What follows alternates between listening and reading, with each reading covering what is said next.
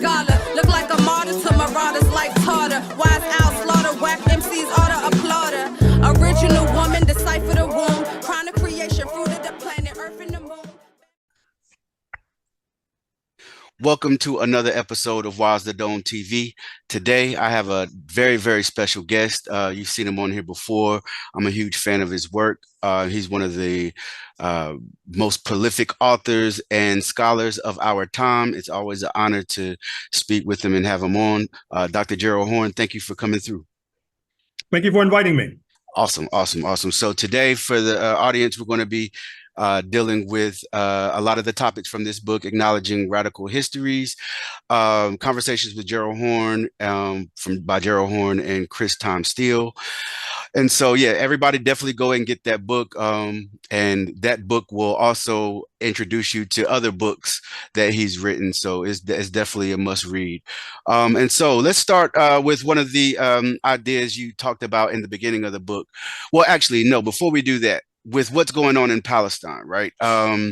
I've seen a lot of discourse about, hey, you know, as African people, this doesn't really have anything to do with us, and it seemingly ignoring the history of, Black solidarity with Palestinian liberation movements.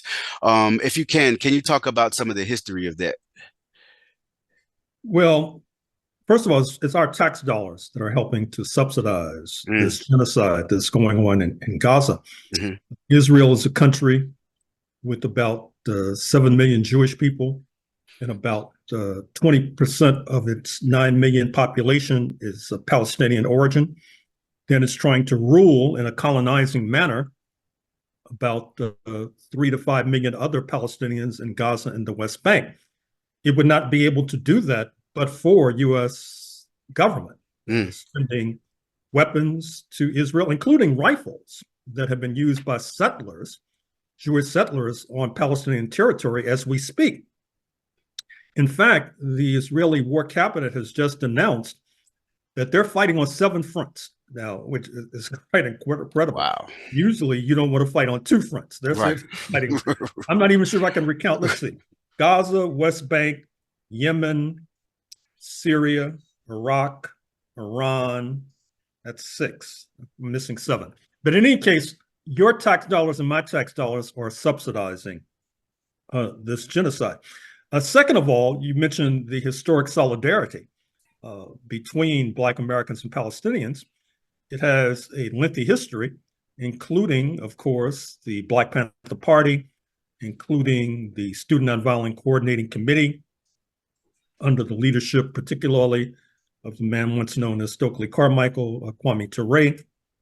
And that has a lengthening legacy. And if you look at my book on the 16th century, I begin the book by talking about this transition in European history from religion to race. That is to say, what basically happens is that these so-called Christian nations on the fringes of Europe, speaking of Britain in the first instance, which of course crossed the Atlantic to liquidate the indigenous population and then bring enslaved Africans over to work for free, that London had expelled this Jewish population at the end of the 13th century. But by the 16th century, when settler colonialism was getting underway in North America, London had opted for the Protestant faith in the 1530s. Recall that Martin Luther, not Martin Luther King, but Martin Luther of Germany, had broken away from the Catholic Church circa 1517. And about 13 to 20 years later, it had taken London by storm. But that leads to these religious wars, particularly between the so-called Catholic powers and the so-called Protestant powers, the Catholic powers being principally Spain and Portugal. So what happens is that England, under the gun, decides to make the historic compromise and welcome Jewish people who are fleeing from Spain and Portugal into London. And what happens, as I say in the first few pages of that book, which I recommend to the attention of your audience, you see this transition from religion to race. many of the tropes, the negative tropes that had been affixed to Jewish people in terms of supposedly they have a special odor, they have tails coming out of their behinds, you don't want to marry them, there are certain occupations that they're barred from. All of those negative tropes were originally affixed to Jewish people, but in the transition to settler colonialism under the English and then the British, they're affixed to us. So there's an intimate connection between what has befallen Black people and the fate of the Jewish population. And that brings us to the fact that when Israel is created, circa 1947, 1948, it's backed by U.S. imperialism. Right. That's how it's able to get off the ground. And I think it would be ironic indeed if in 2023, 2024, you see the imminent and accelerating decline of U.S. imperialism, not least triggered by this conflict in Gaza, because U.S. imperialism is taking a reputational beating as a result of vetoing these resolutions at the United Nations that seek to stop the slaughter in Gaza. And that is propelling forward the China-Russia or BRICS alliance, Brazil, Russia, India, China, South Africa. So it would be almost symmetrical that the process that began in the 16th century, whereby the English made a historic compromise with the Jewish population after expelling the Jewish population a few centuries earlier, now comes to a screeching halt and decline as a result of then backing the creation of the State of Israel, 1947, 1948, which led to a catastrophe for the indigenous Palestinian population. Right. And so that's what I think those folks that you made reference to who have some doubts perhaps about whether or not we should get involved, that's what they should think about. And another thing too, this conflict could trigger World War III. Right. I mean, they're U.S. battleships in the Mediterranean Sea. They're threatening to attack Iran, which was one of the nations mentioned by the War Cabinet in Israel, being one of the nations in this 7-nation front that supposedly is confronting Israel. And so the last time I looked, there's not you recall the neutron bomb, which destroys people and leaves buildings intact, that comes out under the Reagan administration. Well, I'm not familiar with a sort of a black neutron bomb that kills everybody except black people. Right. I don't think that exists. And so if you're just simply concerned about your own survival, or alternatively, the survival of your children and family, you should be concerned with this conflict. Absolutely. And what are you kind of mentioned it a little bit in your answer, but what are your thoughts on this PR hit that American imperialism is taking with, everything that's going on with the genocide in Palestine? Because you see that globally and domestically, people are like, yo, this isn't right. And this idea of American exceptionalism seems to be crumbling by the day. What are your thoughts on that? Well, you are absolutely correct. I mean, there's been severe reputational damage for U.S. imperialism because, let's face it, there would have been a resolution in the United Nations calling for a ceasefire, but for the U.S. government vetoing these resolutions. I should also say, for those who say that there should not be Black Americans interested in this conflict, you may not be interested in this conflict, but this conflict is interested in you. What I mean by that is that the Zionist lobby, the Israeli lobby, has sworn to defeat a number of Black American members of Congress who they feel are not necessarily on board with regard to supporting Israel. I'm thinking of Andre Carson of Indiana, who happens to be a Muslim, Summer Lee of Western Pennsylvania, Cori Bush of St. Louis. These are all Black members of the Congressional Black Caucus. Ilhan Omar, who happens to be of Somali origin from Minnesota. So, in other words, instead of Black voters picking your elected representatives, the Zionist lobby says that they're going to pick our elected Right. representatives. And didn't they try to get Hill Harper to run against That's Rashida right. Tlaib? Yeah, they dangled $20 million Right. before them.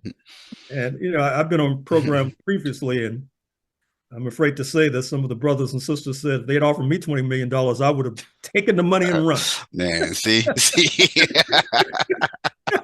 see, that's the problem. So as I said, I mean, this is a very serious conflict, and as we speak, today being December 27th, the conflict continues. Although Israel says that its goal is to destroy Hamas, they have not done so after fighting since October 7th, October 8th. And of course, they suffered numerous casualties. There have also been credible reports about U.S. nationals flooding into Israel to fight on behalf of the Israelis. And in fact, some of the scenes that I've witnessed from Israel and the occupied territories, West Bank in particular, it reminds me of scenes I saw in the latter stages of the overthrow of white supremacy in Rhodesia and apartheid South Africa. Wow. Particularly the scene of settlers having rifles slung over their shoulders. That particular image is proliferating coming out of Israel. It could have been Rhodesia or Zimbabwe in 1979. It could have been apartheid South Africa in 1993. So, and I should also mention that one of the most aggressive nations seeking to bring Israel to heel has been South Africa, because there's a long memory in South Africa of Israeli collaboration with the apartheid authorities, up to and including nuclear collaboration, wow. By the way. It's no accident that Israel has been dubbed an apartheid state, for example.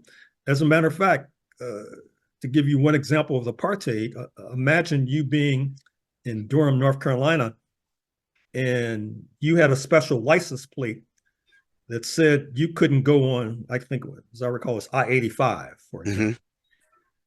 But you had to take 40, for example. Well, that's the sort of system of apartheid that exists between Israel and the occupied territories. Wow. I mean, you know, we talk about a two-state solution, which I think we may be beyond that. But basically, we have a two-plate solution, two license plates. One license plate, you're on a superhighway. Another license plate, you're on a pock-marked, pothole-ridden road. That's life right now in apartheid Israel. Wow. And you know, speaking of settler colonialism, within the book Acknowledging Radical Histories, you're advocating a decolonized classroom, and you stress the importance of centering slavery, indigenous genocide, and settler colonialism in U.S. history. How do you envision this approach transforming the understanding of American history? Well, obviously, it would be moving away from these romanticized fairy tales right. that are routinely taught in our schools today. That is to say, you had this grand revolt in 1776 by these white-wigged Euro-American men who walked on water. Disproportionate percentage of them being slave owners, by the way, including George Washington, Thomas Jefferson, Patrick Henry, et al.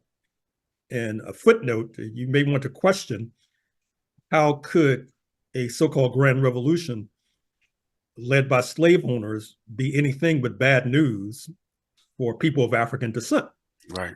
And that's one of the things that I think is going to be a struggle in teaching going forward.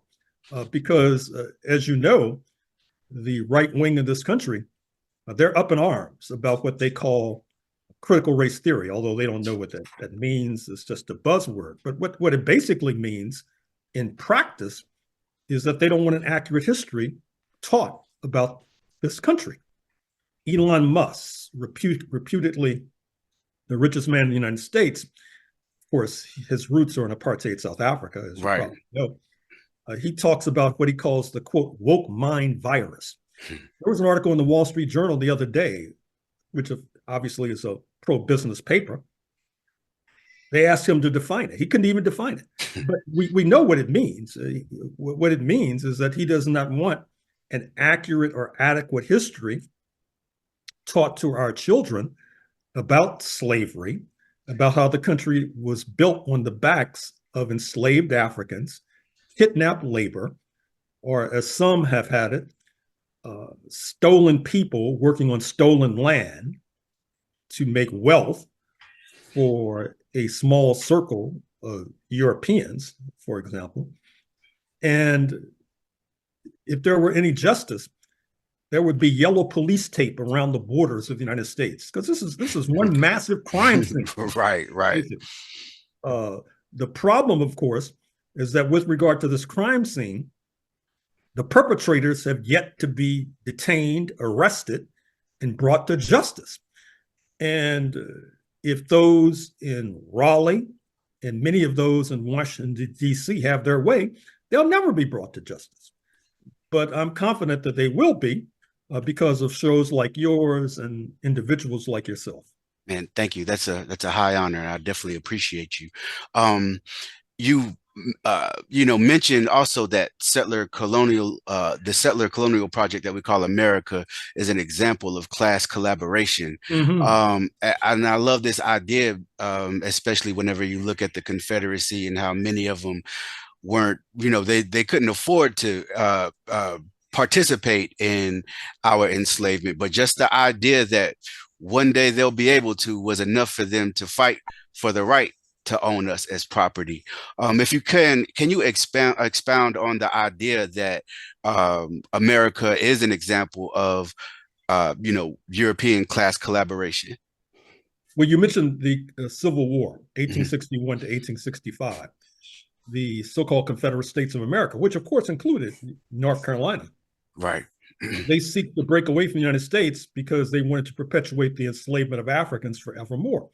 As your comment suggests, a disproportionate percentage of the Euro-American men who are fighting to preserve slavery actually weren't slave owners. But they thought that the pot of gold at the end of the rainbow, if they won that war, would be that they would have the right as well to own enslaved Africans. And that was worth fighting for. However, as my book on the 16th century suggests, if you go back to the first incursion, the first invasion of the English into what they call North Carolina, because even though we talk about Virginia in 1607, actually in the 1580s, there had been an attempt to build a settlement in the coast of what is now North Carolina. And if you look at the class lineup of these folks, they are coming from various class backgrounds. They're shopkeepers, they're poor, they're lumpen elements meaning, prostitutes, thieves, etc., and all sponsored by the 1%. But the 1% in London, that is the investor class. And that's what I mean by class collaboration. You have people from different classes who are collaborating with one another for a mutual benefit. The mutual benefit being taking the land of the indigenous population, and with a little bit of luck and a lot of pluck, they'd be able to get Africans to work for free. Now, what's interesting about this idea of class collaboration is that you cannot begin to understand the United States even today without understanding class collaboration. How else can you understand the Trump coalition? Right. 74, 75 million strong. It's mathematically imprecise to suggest that in a country of 330 million like this, that only the 1% constitutes 74 to 75 million. That math does not add up. Obviously, as we all know, there are a considerable number of working class people in the Trump coalition, middle class people in the Trump coalition, and that's the nature of settler colonialism, because the idea historically has been that there are antagonisms between certain classes. For example, landlords and tenants. The landlord wants to raise the rent. The tenant wants to keep the rent flat or even have it go down. That's an antagonistic contradiction that leads to a class struggle between landlords and tenants. Likewise, if you're working at a factory, the boss is trying to drive down your wages so he can make more profit. You want your wages to rise so that you can buy toys for your kids and books for your kids, etc. Theoretically, that's an antagonistic contradiction. But what happens under settler colonialism is that the bosses and the European workers oftentimes collaborate. Right. Because they see a mutual advantage in terms of taking the land from the Native Americans. And this brings me back to what I was talking about a few moments ago, how many of our friends on the left have misinterpreted U.S. history. To give you one example amongst many, I gave you an example of the Jewish question and how it has manifested with regard to the building of settler colonialism, because Jewish people were in on the ground floor with regard to building settler colonialism here in North America, unlike in Spain, where the Catholics engaged in an inquisition with regard to the Jewish people. That is to say, you had to convert to Catholicism or flee, which many of them did, to London, to Turkey, or you're tortured until you say, I'm Catholic, or you're executed. Right. Whereas England took a different route, and it said, no, you can get in on the ground floor. And that, of course, leads directly, fast forward to 1947, 1948, when the United States backs the creation of State of Israel, or to 2023, when the United States is still supporting Israeli genocide. Now, our friends on the left, this is the mistake they make. They look at how Jewish people have been treated, say, in Germany, for example, where there was a Holocaust, 6 million people executed, 1941, actually 1933 to 1945. And also you had a similar process unfolding in the Netherlands, in France, in Croatia, in Greece, in Bulgaria, etc. And so they say, oh, okay, United States is a progressive country because unlike in Europe, the Jewish people here were not subjected to a Holocaust. They forget the next step, which is that the Jewish people were in on the ground floor with regard to the expropriation of the indigenous population right, and the enslavement of the Africans. The number 2 official, or number 3 official in the Confederate States of America, Judah Benjamin, J-U-D-A-H, Benjamin, Secretary of State under President Jefferson Davis, the head of the Confederate States of America.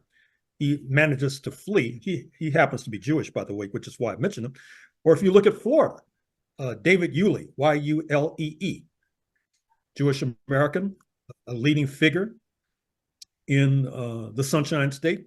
And so Jewish people were involved in this project of settler colonialism. That's one of the reasons they weren't subjected to a Holocaust. Now, to be sure, there were bumps along the road because, for example, due south from where you're sitting in Atlanta, you may want to consult and look up the Leo Frank case. He was a Jewish man in Georgia who was lynched because many backwards Euro-American Christians said that he was killing Christian girls so that he could drink their blood, believe it or not, he's a vampire. Wow. They lynched him. And what's interesting about the Leo Frank case in particular, and I must say, for your scholars in the audience, an adequate book has yet to be written about this case, is that so Leo Frank tried to blame the killing of the Christian girl circa 1915, Mary Fagan, on the Black janitor. Wow. And what's interesting is that the racists, Euro-American Christians, they believe the black janitor over the Jewish man, interestingly enough. Wow. It's very deep. It's very interesting. And what happens with the lynching of Leo Frank, that leads to many affluent Jewish Americans beginning to fund anti-lynching movements because they recognize that they could be lynched too. And that's a step forward in terms of a blow against lynching in this country. But to make a lengthy story shorter, class collaboration has been the essence of this settler state known as the United States of America. Not only do you see it in the Trump coalition, you saw it on January 6, 2020, with the attempt to prevent the peaceful transfer of power and make sure that Trump continues on. If you look at the class lineup of those who were arrested on January 6th, you have people coming in on private planes, for example, CEOs. You have shopkeepers, you have military veterans, you have cops, you have working class people, declassed elements, lumpen elements, once again. And so it's a very diverse class array, almost all of whom were of European descent, needless to say. Although there are a couple of Negroes as well, which is not surprising because I think that going forward to this 2024 election, many Black people understandably are very nervous about what's going to happen. And so many Black people said, maybe I need to cut a deal. Right. Survive this madness, which I totally understand. But we'll see what happens. Yeah, indeed. One of the ideas also in this book that I appreciated because it was, the idea when Kanye went on his famous TMZ rant that slavery was a choice, and obviously it made a lot of people angry, and especially coming from someone who admittedly does not read. But you stated that the concept of slavery is a choice is based on the idea that Africans were passive. Can you talk about African rebellion and how Africans were indeed not passive when it came to fighting the institution of slavery? Well, first of all, a footnote with regard to Ye. His children are half Armenian. Armenian, the Kardashians, of course, are of partial Armenian descent. Armenia was subjected to a genocide, actually about the same time as the Leo Frank case, at the hands of the Turks. Liquidated, almost wiped out. I doubt if Ye would say that was a choice. Right. Armenian. Because he's actually visited Armenia when he was married to Kim, for example. So it was a particular insult that he made to his family and to us. And, if he were to be consistent, and if he would say slavery was a choice, Armenian genocide was a choice, at least he'd be consistent. Right. No, he's inconsistent. Right. Now,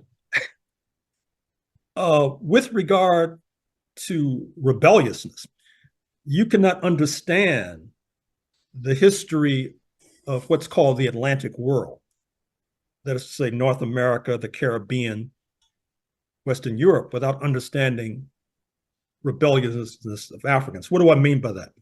Well, if you look at the so-called Glorious Revolution in England, 1688, what basically happens is that to begin with, the African slave trade was under the thumb of the monarch.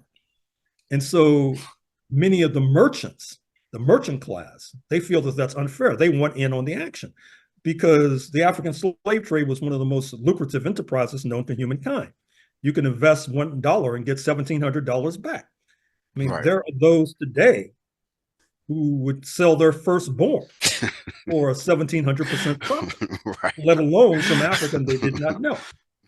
So that revolution basically was a revolt of the merchants against the monarch. They clipped the wings of the monarch, leading to what we have today, where King Charles, as he is called, supposedly is ruling the country, and he's very wealthy, but he is not necessarily the most important political figure in 2023, although he was in 1687 up to the Glorious Revolution. So what happens when the merchants enter the slave trade takes off like a rocket, because it's not just one merchant who's trying to monopolize the slave trade. You have numerous merchants who descend upon Africa with the maniacal energy of crazed bees, manacling every African in sight, dragging them across the Atlantic, particularly to the Caribbean, Jamaica in particular, Barbados in particular.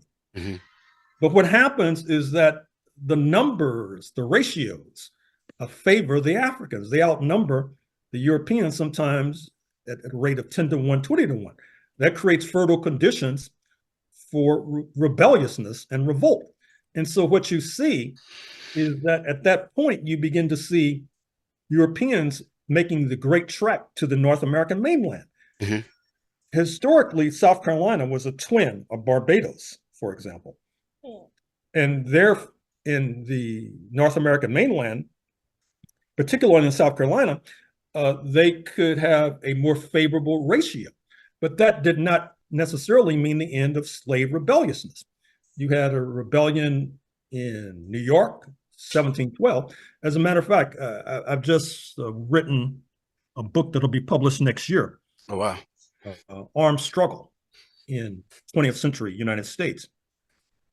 And one of the points of advice that I make to those who might want to consider that enterprise in the 21st century is that if you're really serious, you don't make the mistake of the people in the 20th century, because Quebec, French-speaking Canada, was essential to the revolt of the enslaved in 1712 in New York City. And I dare say that if people want to launch armed struggle, they would not only in the 21st century require the assistance of our Cuban comrades, 90 miles from Florida, they will also need the assistance of our Quebec friends due north of New York City. There was another revolt of the enslaved in New York in 1741. Stoners Revolt in South Carolina, 1739, perhaps the bloodiest revolt in colonial North America.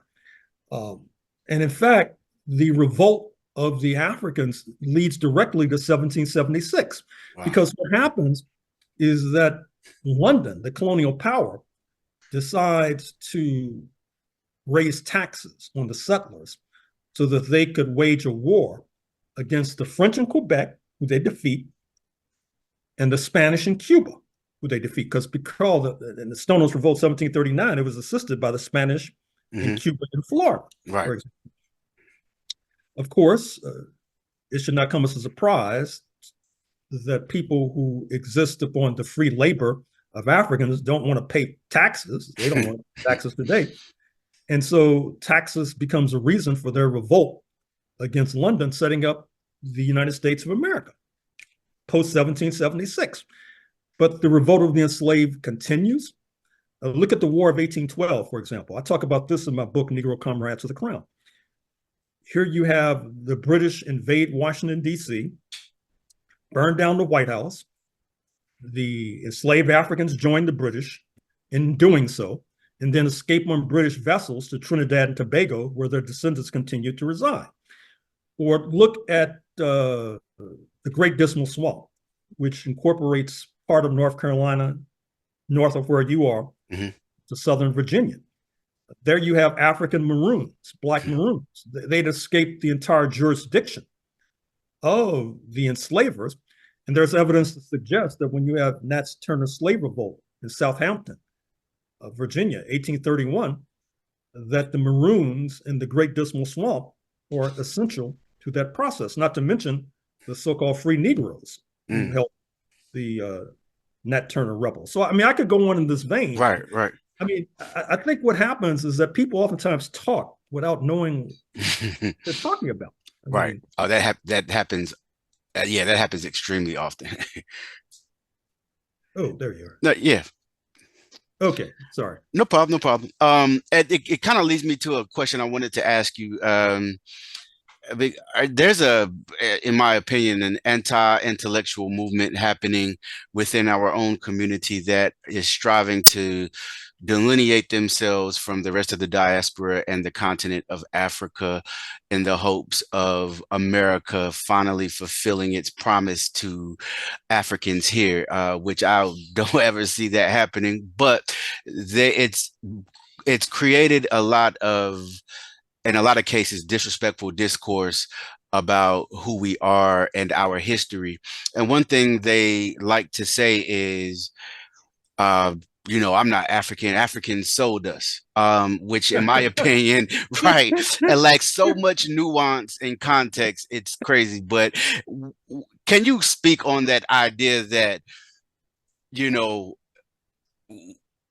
we should want to delineate ourselves because of you, because you've been told no, first off, let's not even the delineation part, just the idea that Africans are responsible for the transatlantic slave trade, which I find a problematic idea. I mean, if you can just expound on that some. Well, first of all, Black Americans, who are 13% of this United States of America, which is 330 million people, we need all the help we can get. Right. We cannot afford to turn away any potential allies. And if you look at the history of our struggles, which I've spent a lifetime writing about, you'll find that we've been able to get to where we are today because of assistance from the international community. That and our own struggles has led to where we are today. I'm thinking of the Haitian Revolution. I'm thinking of abolitionism in Britain. I'm thinking of the rise of socialist countries in the 20th century. I'm thinking of the Cuban Revolution, et cetera. That's point number one. Point number two is that I think with regard to the African slave trade, you need to realize that slavery is a socioeconomic formation that every ethnic group or so-called race has endured. There has been slavery in Europe. There's been slavery in Asia. There's been slavery in Africa. What happens is that with the rise of settler colonialism, which we spent a few moments talking about at the top of this program, you see the rise of an African slave trade that in many ways is distinctive from the slavery that other peoples globally have endured. One, it's racialized. That is to say, it's an attempt to delimit it to the indigenous. As a matter of fact, more scholars are writing about indigenous slavery. Except what happens with the indigenous slavery is that the settlers sell them overseas. Right, right. You can find indigenous DNA in Europe. You can find it all over the world because they were selling slave markets in Turkey, for example, in particular. So what distinguishes this enslavement process that ensnares our ancestors is that there's an attempt to delimit slavery on a racial basis and also to make it plain that we were little more than akin to cows and horses and donkeys, for example, which is different from other kinds of slavery. I mean, for example, if you look at the enslavement in Saudi Arabia, which existed, quite frankly, well into the 20th century, mostly involving darker skinned people, but they're able to rise on the class ladder. I mean, if people in your audience look up Prince Bandar, Bandar, who was the Saudi ambassador to the United States during the George W. Bush years, they used to call him Bandar Bush. He's a man of African descent. I mean, he may be a little darker than you. His favorite football team was the Dallas Cowboys. His private plane was painted in the colors of silver and blue. Wow. Cowboy colors. Right. And now In other words, the kind of slavery that ensnared our ancestors was qualitatively different than other kinds of slavery, for example. Now, having said that, yes, there was some complicity of certain Negroes.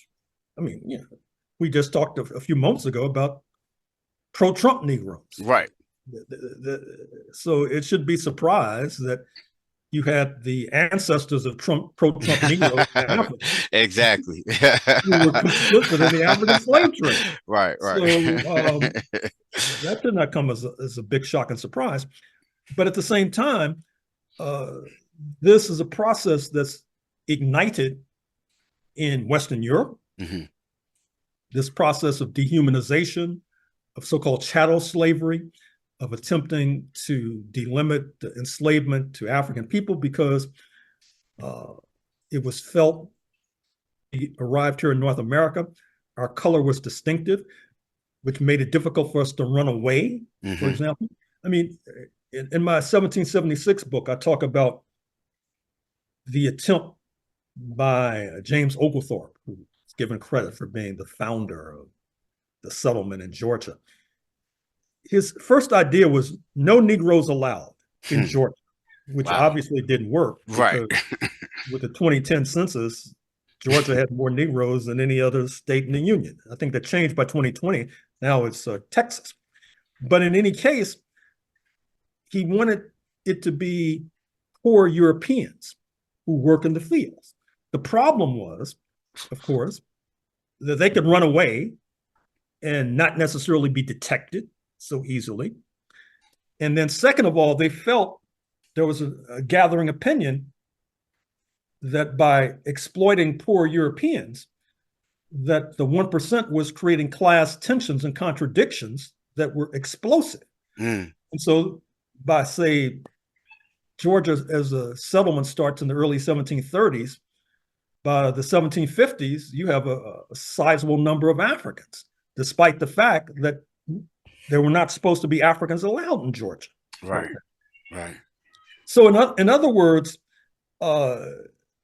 those who try to point the finger of accusation at Black people for our plight, it's like Kanye West. I mean, you're trying to deflect attention from the real perpetrators and the real criminals whose rest in London, who rest in Charleston, South Carolina, who rested in Durham, North Carolina. Right, right. Absolutely, absolutely. Next question I wanted to ask you about was Shirley Graham Du Bois, the wife of W.E.B. Du Bois. I'm currently reading W.E.B. Du Bois, The Education of Black People, 10 Critiques, 1906 to 1960, by the way. She was a powerful anti-colonist scholar and revolutionary. If you can, tell us about who she was and why she was so important to the movement. So Shirley Graham Du Bois was born at the end of the 19th century, beginning of the 20th century. Actually, she was born in 1896, but for various reasons having to do with male supremacy, she cut 10 years off of her age and said that she was born in 1906. But in any case, her father was a pastor, an itinerant preacher, so they moved around a lot. She managed to learn French. She was a multilingual woman. She had children at an early age, but fundamentally, she left her children with her parents so that she could go to France by the 1920s. Coming back, she enrolls in Oberlin College in Ohio, and then to Yale School of Drama. She becomes a leading Black woman playwright and writer. She works with the NAACP when it had its great spurt in membership in the early 1940s.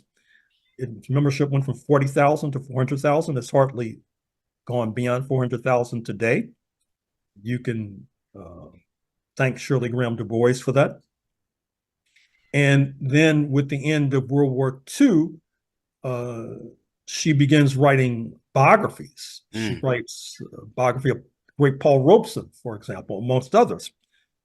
All the while, she is quite friendly with W.E.B. Du Bois, born in 1868, passing away in 1963, oftentimes viewed as a founding father of the Pan-African idea, a founder of the NAACP circa 1909. So they marry after Du Bois's first wife passes away. But what happens is that Shirley Graham Du Bois is also a revolutionary, as you suggest. There are those who suggest that she pushes Du Bois further to the left. Wow. And she, of course, was a member of the Communist Party well before Du Bois was. And what happens is that she stands by him when he's indicted at the age of 83 in 1950, 1951. He's indicted for being supposedly the agent of a foreign power because he's leading a campaign against nuclear weapons. Recall that nuclear weapons are these awesome weapons, only used once so far. Right. In Japan, 1945, August. 70,000 people killed just like that, with people still suffering as a result of the radiation that spread, even to this very day. And so the US government charged that by coming out against nuclear weapons, W.E.B. Du Bois was acting as an agent for the Soviet Union. Wow. And he barely escaped being jailed at the age of 83. So what happens is that in the 1950s, they're living in Brooklyn. They are oftentimes shunned by people who should have known better. Their passports are taken, so they can't leave the United States.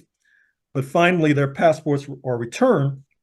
And so in 1961, they moved to Ghana under Kwame Nkrumah. W.E.B. Du Bois is supposed to develop this Encyclopedia Africana.